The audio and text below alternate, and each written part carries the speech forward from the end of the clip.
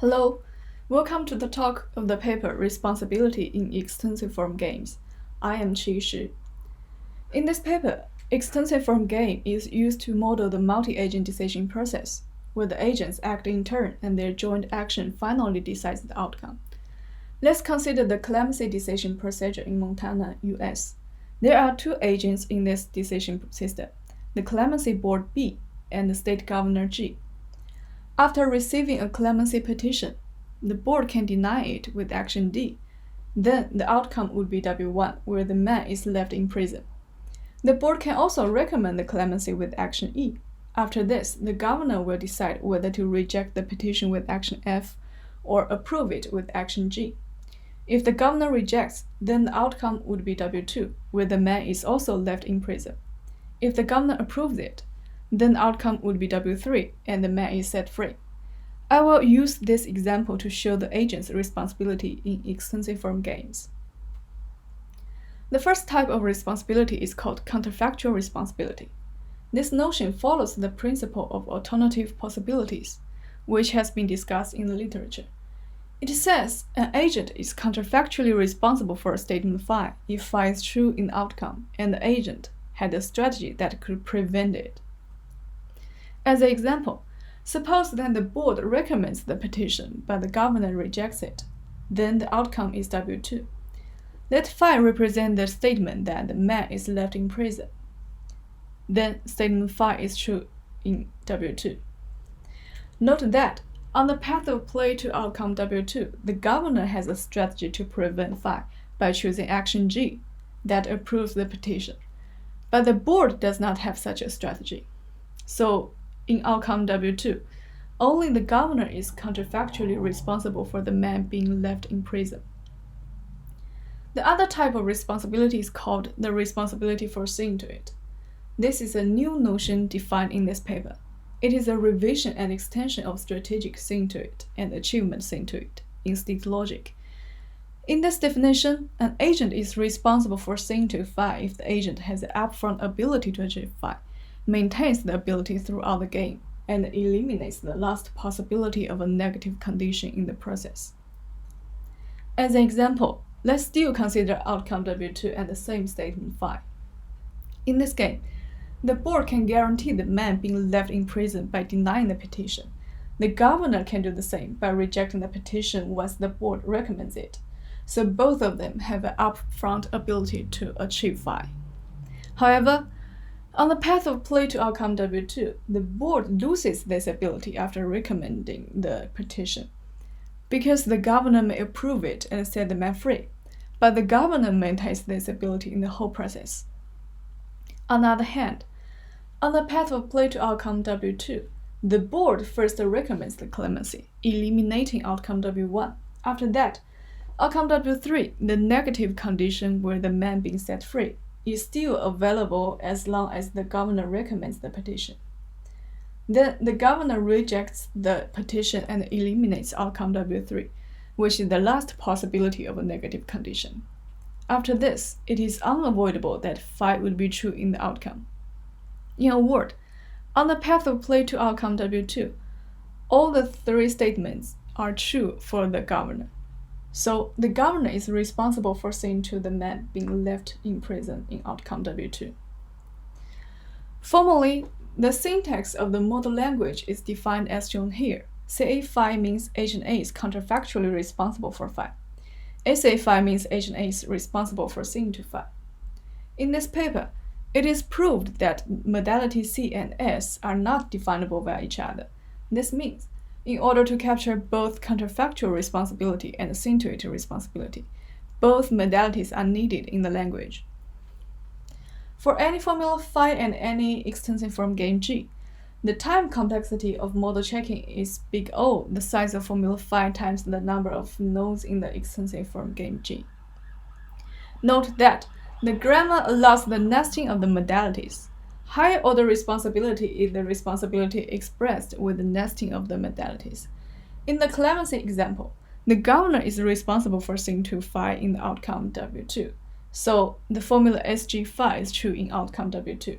However, the board could have prevented this responsibility by denying this petition. because in outcome W1, the governor is not responsible for seeing to phi.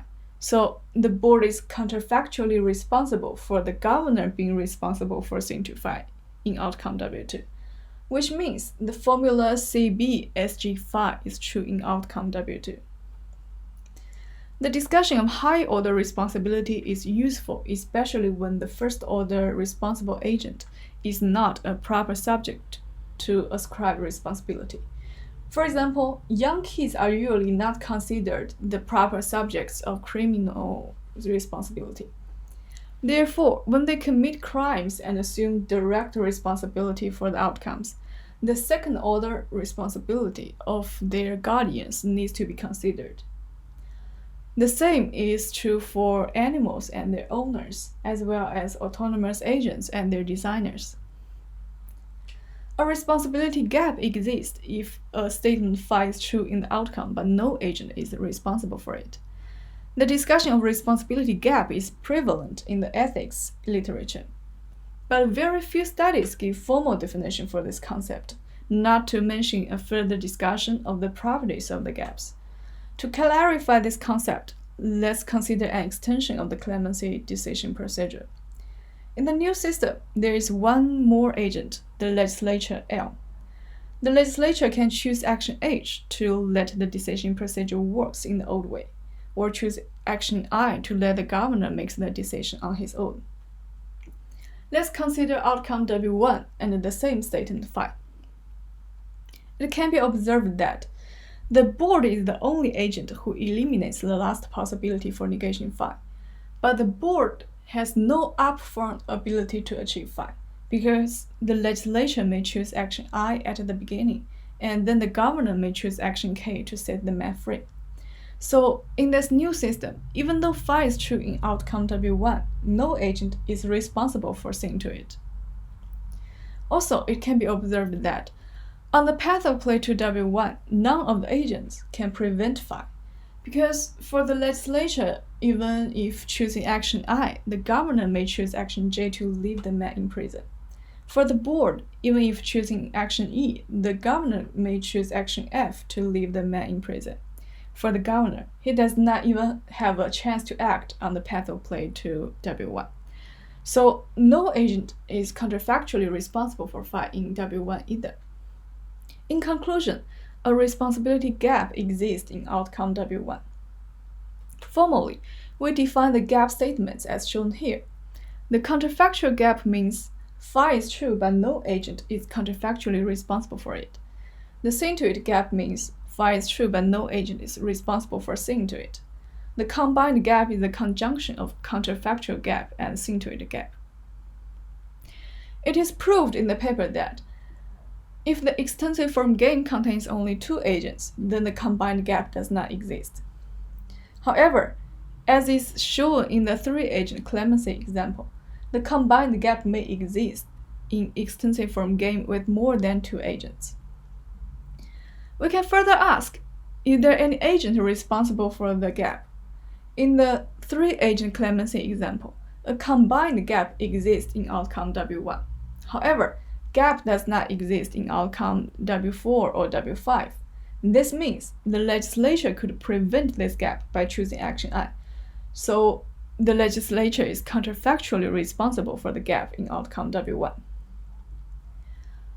If there is no agent responsible for a gap, then there is a gap for the gap, which is a second-order gap. Inspired by this, the hierarchy of responsibility gaps is defined. Generally speaking, the ith order combined gap happens if the I-1th order combined gap exists, but no agent is either counterfactually responsible or responsible for seeing to it. The base case when I equals 0 is phi itself. It can be observed that the first order combined gap here is the combined gap defined earlier. Similarly, if we consider only the counterfactual responsibility, we can define the ith order counterfactual gap, which means the I-1th order counterfactual gap exists, but no agent is counterfactually responsible for it. It is proved in the paper that for any formula phi and any extensive form game G, if the order I is greater or equal than the total number of outcomes minus 1, then the ith order counterfactual gap does not exist.